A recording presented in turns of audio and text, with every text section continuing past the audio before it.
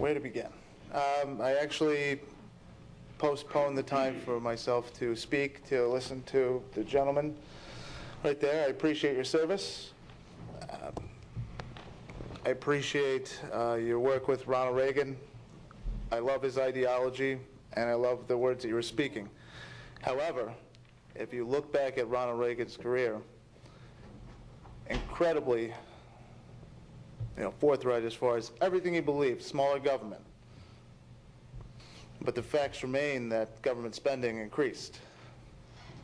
He himself in his diary in the Reagan Library said that he made a mistake on the 3-to-1 deal. Okay, so what we're talking about federal money that's being involved. I'm sure probably everyone in this room has taken out a mortgage, taken out a loan, some kind. A government, everyone talks about the 16 trillion or so dollars. Those aren't the real numbers. You need to look at the unfunded liabilities. And those liabilities, it's estimated between, well, some figures put it as low as 130 trillion and some as high as 210 trillion.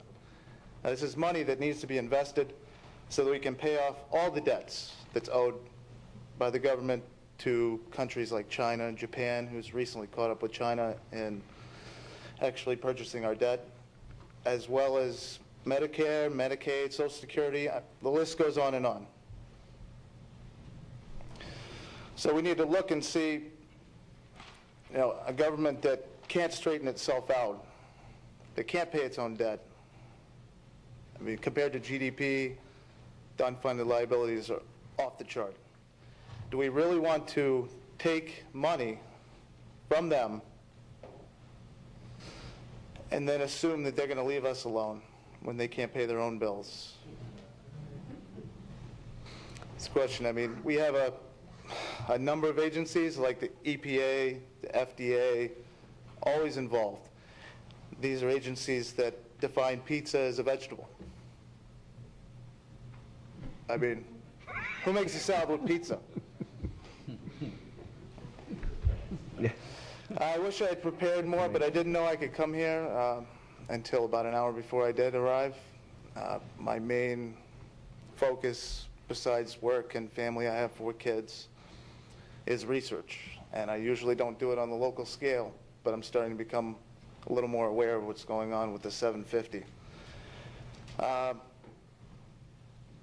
I would look at a couple things in history, such as the idea that I guess the UN and its growth has been beneficial for a lot of countries around the world.